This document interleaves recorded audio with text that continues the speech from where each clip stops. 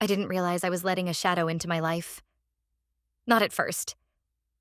At first, it was just a girl with a quiet voice, a beat-up suitcase wrapped in duct tape, and a smiley face in her Craigslist reply that felt too cheerful to be real. Then she was a roommate, then kind of a friend, and then she became something I didn't have a word for. I moved to Portland thinking I was starting fresh, whatever that means when you're 29, single, and still flinch when your phone rings after 9 p.m. New job at a used bookstore on Alberta Street. New space, my own one-bedroom with wood floors that creaked when you breathed too hard, and a fridge that hummed louder than it should have. But it was mine. No roommates from college, no boyfriend I'd outgrown but didn't know how to leave. Just me. Well, me and whoever answered my Craigslist post. She did. Fast. Her email was clean, no emojis, just short sentences and a photo that looked like it belonged in a meditation app. Savannah, 26. Moved from the coast, quiet, working remote, looking for peace. Sounded like a Pinterest board, but her references checked out, and the way she stood in the doorway during our first meeting, arms close to her sides, eyes scanning the space like she didn't want to touch too much air. I don't know, she seemed easy. She showed up with 2 bags and a box of soy candles. Said she didn't like noise. Said she paid rent early to feel in control. I liked that. We were polite, not close. I'd come home late from the store, toss my tote on the floor, and find her curled up on the couch, mug in hand, lo-fi beats playing from her laptop like background weather. She said she was adjusting, that Portland felt like a place you had to earn. I got it. I didn't ask too many questions. One Saturday, I noticed she was wearing the same sneakers I had. Same color, same wear pattern even. I joked about it. Guess we're syncing wardrobes now. And she laughed. Said, "You just have great taste." That seemed fine. I mean, Portland's not huge. Coincidences happen, right? Then she added Julie on Instagram. Julie, my coworker from the bookstore who'd once told me she didn't vibe with new people. But suddenly, she and Savannah were tagging each other in coffee runs and storytime events like they went way back. Then I started seeing Savannah at my Saturday cafe. Not with me. Already there. Sometimes at the table I always sat at. And okay, fine. It's a public place. But she started ordering the same thing. Earl Grey with soy, no sweetener. And one time, she brought a book I had just started reading and left on my nightstand. I don't know how she even found it. That's when I started noticing the little things. Books from my shelf ended up on her side of the apartment. My throw blanket on her bed. My record player in her story post with the caption, "Nothing like Fleetwood on a rainy day." My Fleetwood Mac record. My rain. Still, I kept thinking. Coincidence. Just odd timing. Maybe we're rubbing off on each other. Maybe that's normal when you live with someone.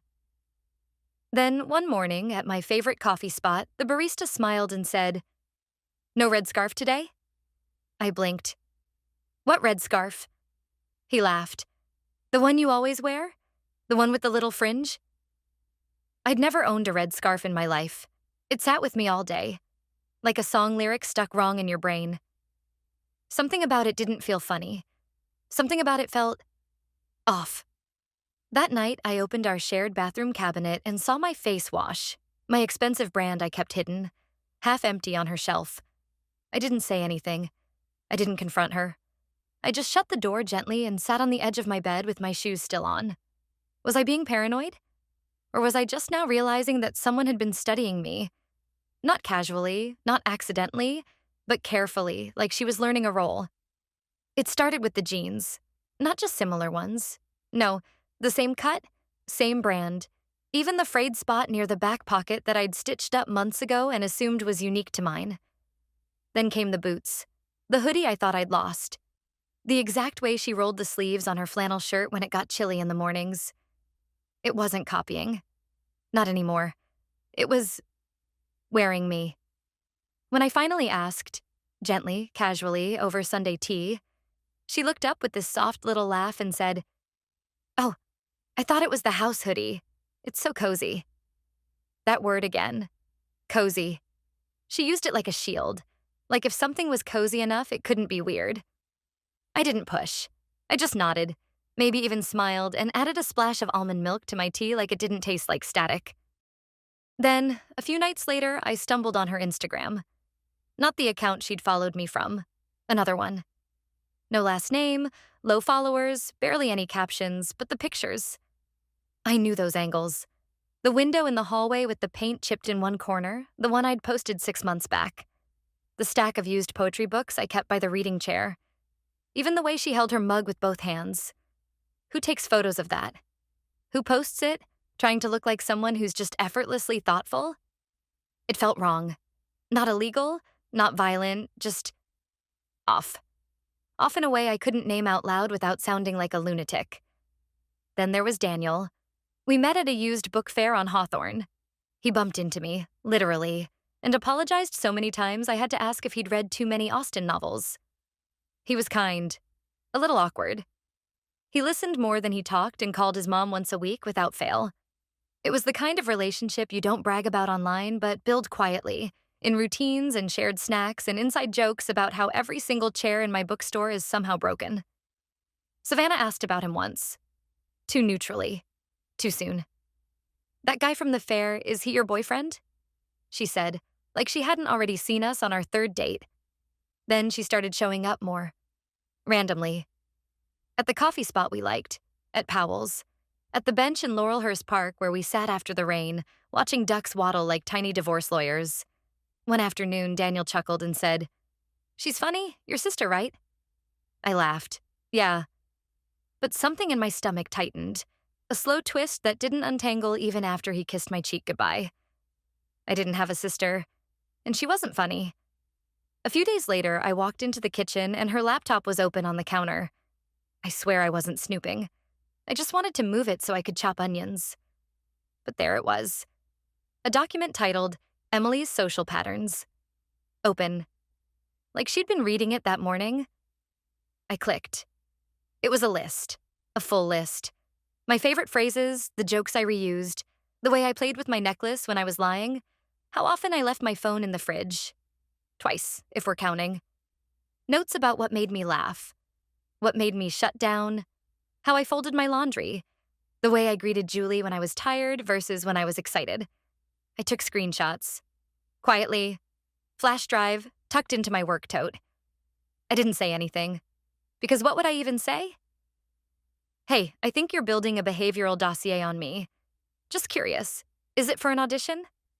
I didn't lose it. I didn't even raise my voice.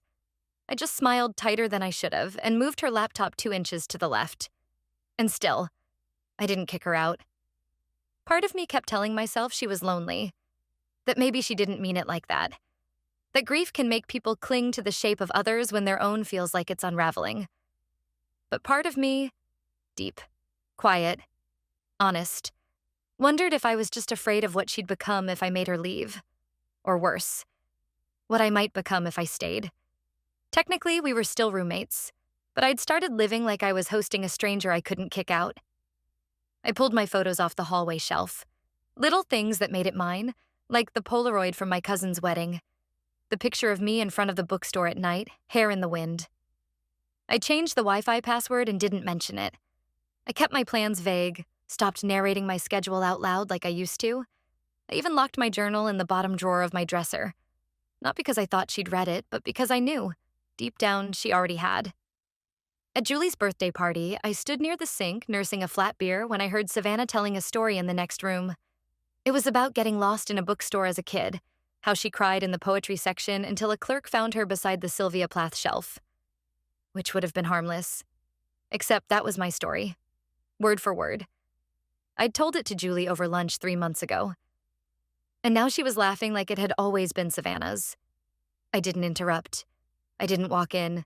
I just stood there, letting it roll over me like a wave I didn't have the energy to swim through. Even Daniel laughed. He leaned against the doorframe, arms crossed, watching her talk with that soft half smile I'd started to associate with detachment. For a second, I wanted to ask him, "Do you even know which version of me you're attached to?" He'd already started pulling away by then. Less texting, more, "I'm slammed this week and can we rain check?" His voice sounded further away every time we talked, like he was underwater or tuning me out without realizing. Then one night he looked at me and said, "You're different lately. You used to feel real." I didn't even know what to say to that. Because the truth? I was different. I was shrinking. I was folding myself smaller and smaller, trying not to make noise in a life that used to feel like mine.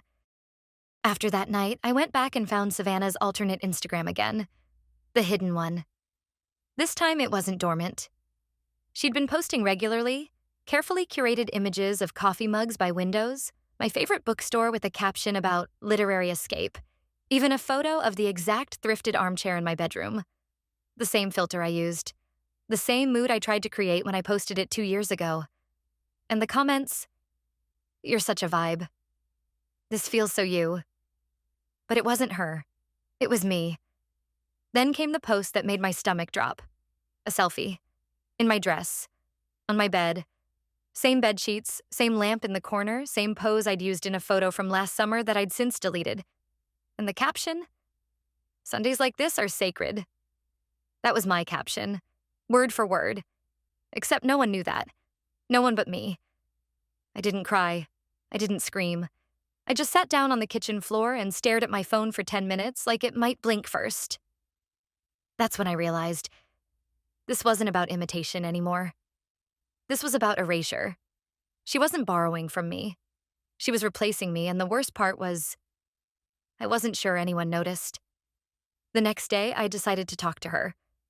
Not in a dramatic way. Not a showdown.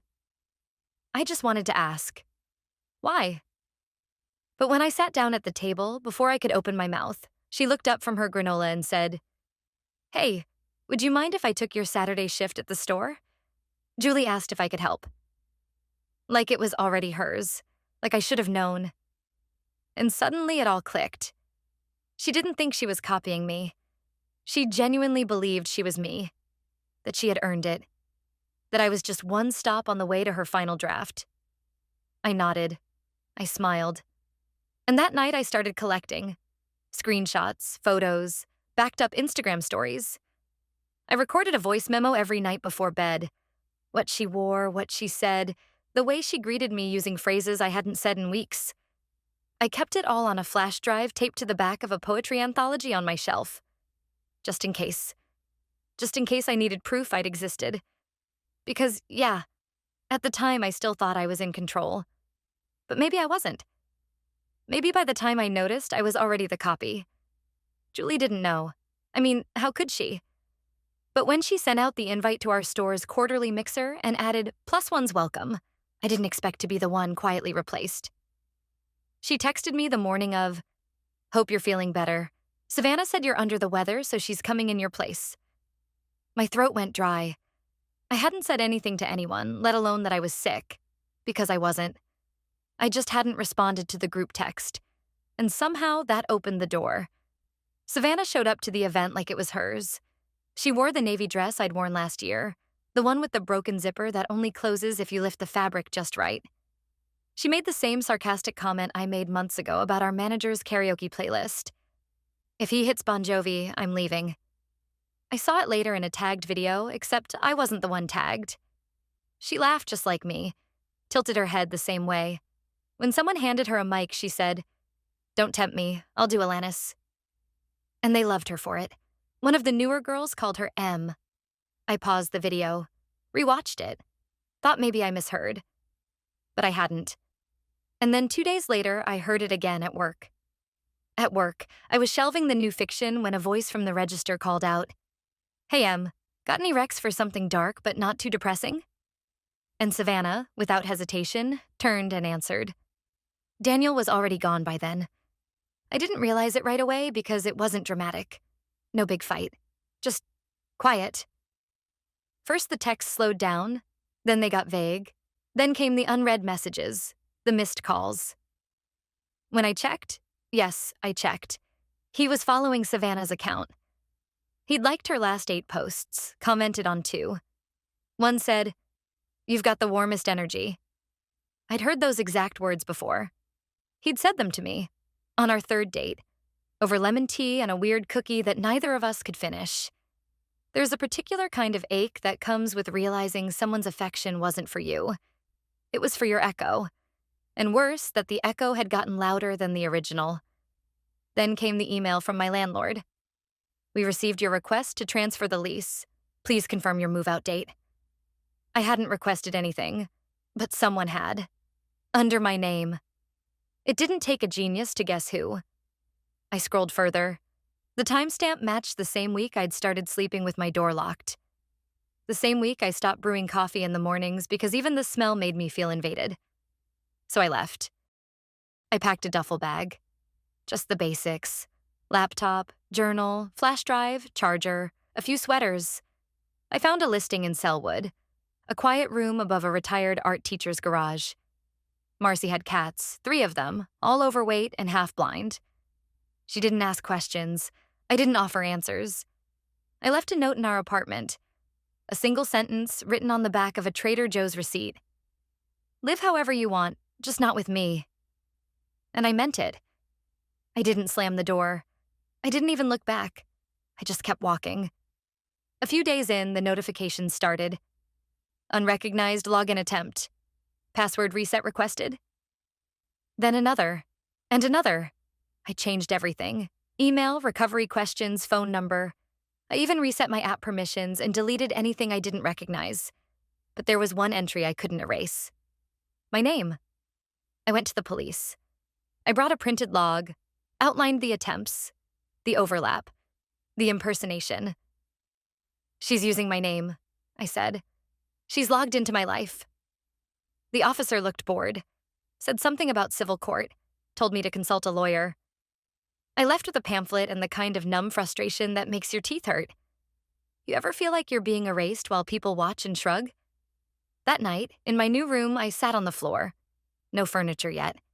Just boxes, my duffel bag, and a borrowed pillow from Marcy. One of the cats snuck in and curled up beside me. I didn't push him away. The quiet was soft, a different kind of silence. Not the charged one I'd been living in. This one felt mine. I opened the flash drive, scrolled through the files, screenshots, clips, duplicates of posts and photos that once felt like mine, all labeled, dated, organized. And in that moment, I knew. She'd taken a lot, but she hadn't taken the truth. And it was time to share it. It started like a whisper in a crowded room. I created a new Instagram account. Not for selfies, not for coffee photos, just a quiet place to tell the truth. I didn't post anything dramatic, no rants, just evidence.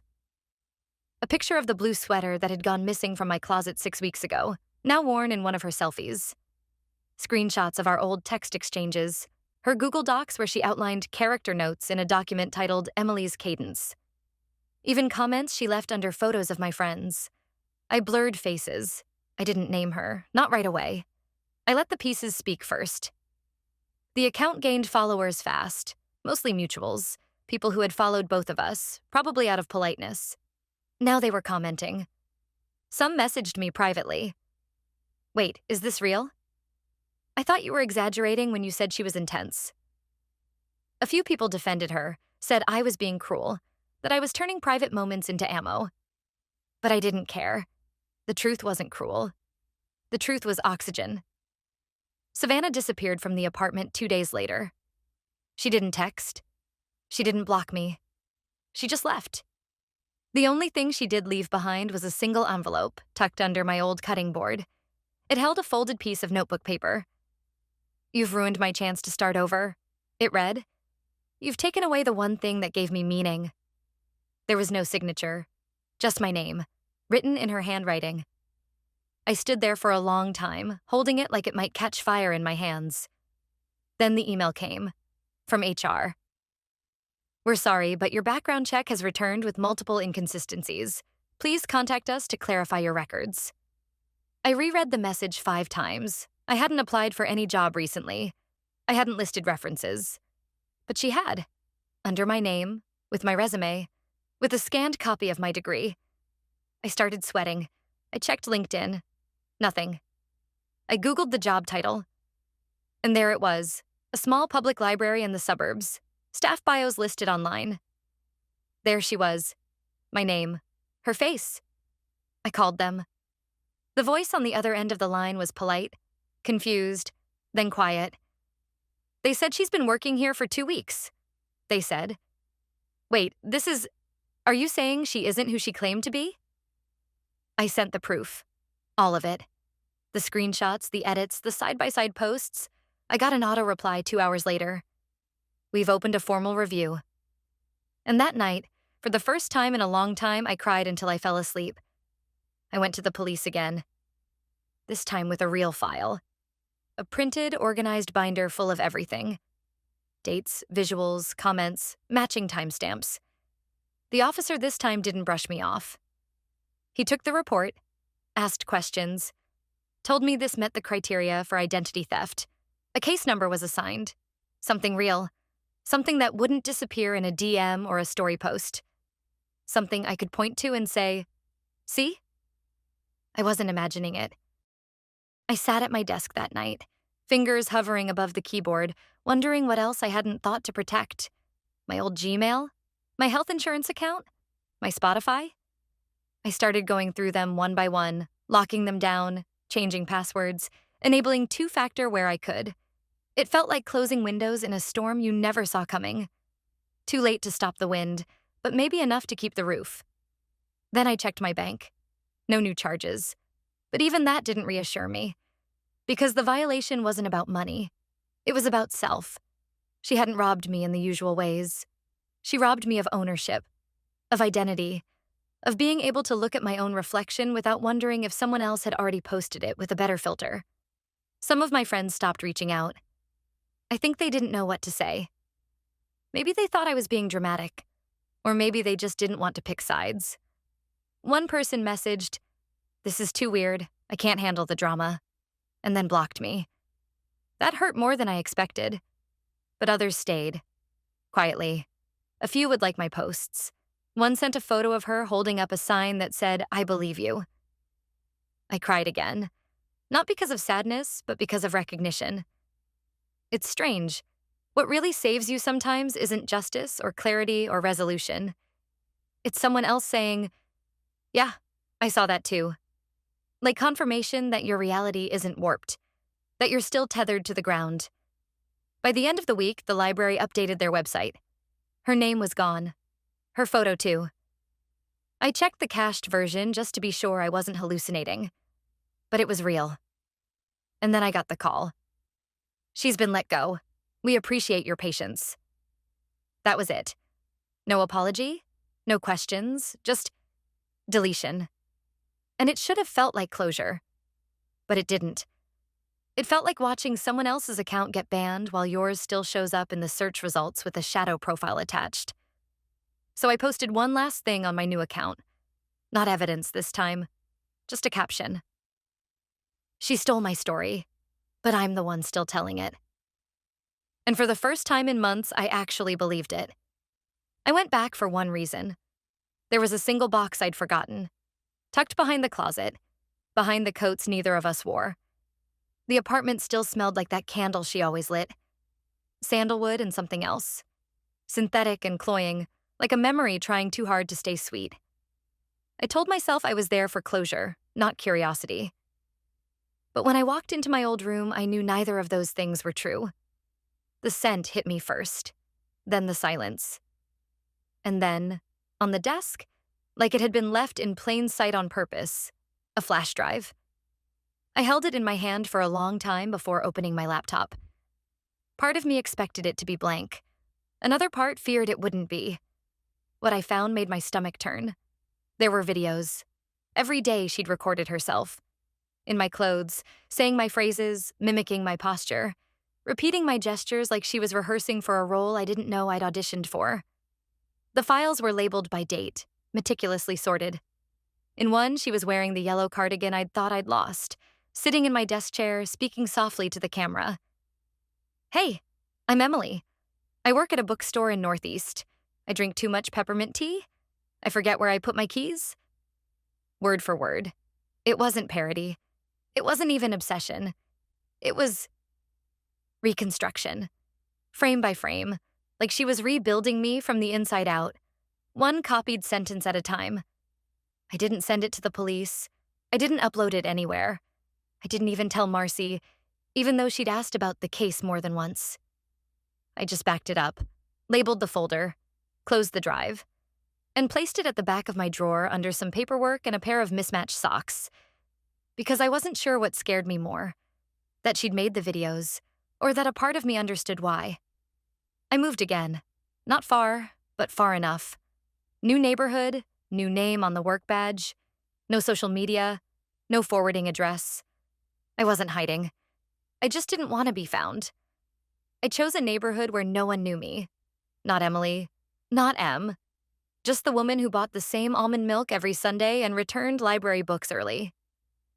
I didn't tell anyone this, but I paid in cash for 6 weeks straight, just in case. Some people said I was running. Maybe I was.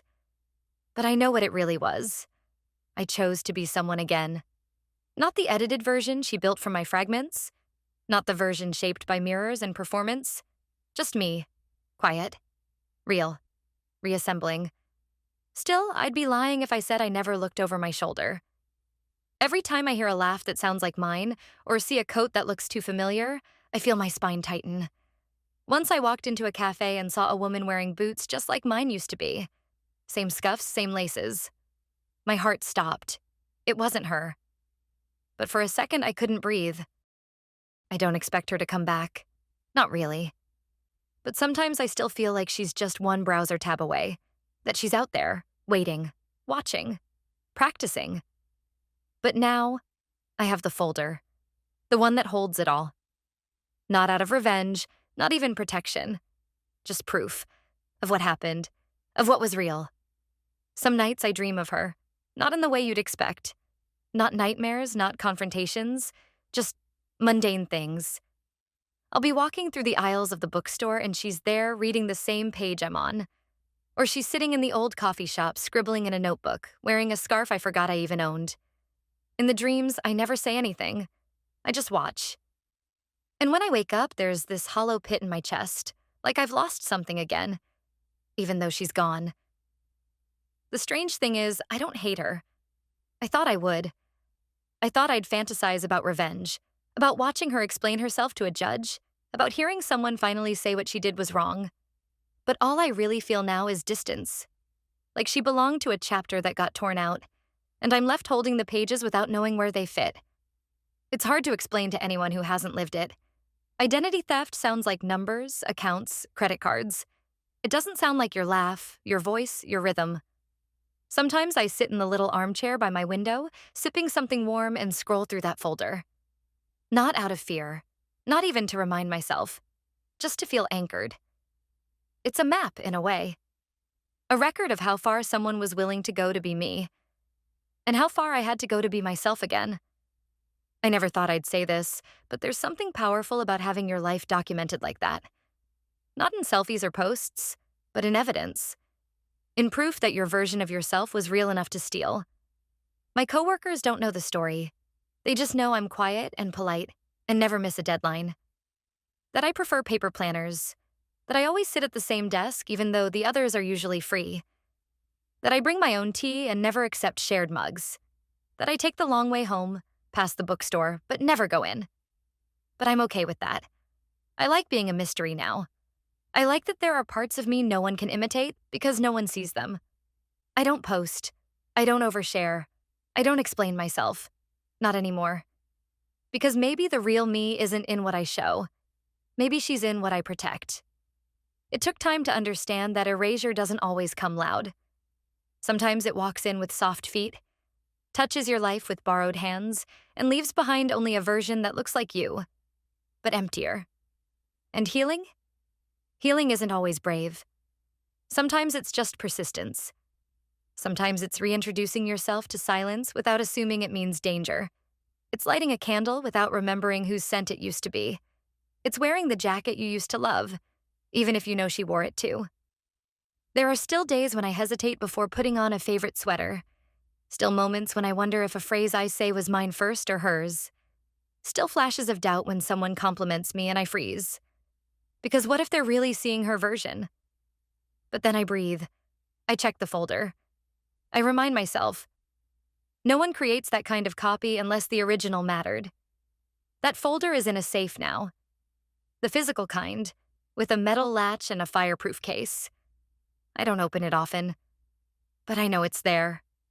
And that's enough. I used to think I'd never trust anyone again. But the truth is, I trust myself more now than I ever did before. I trust my ability to notice, to step away, to survive being rewritten, and still come back to the story I chose to live. And maybe that's the real ending. Not justice, not exposure, not even resolution. Just presence, just continuation, just me. And this time, I'm writing it.